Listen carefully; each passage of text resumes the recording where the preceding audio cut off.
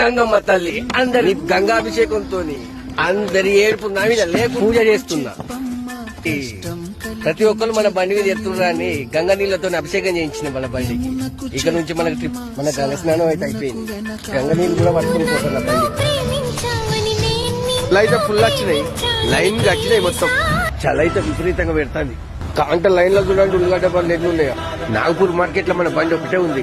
దేవుని మీద భారం వేద్దాం.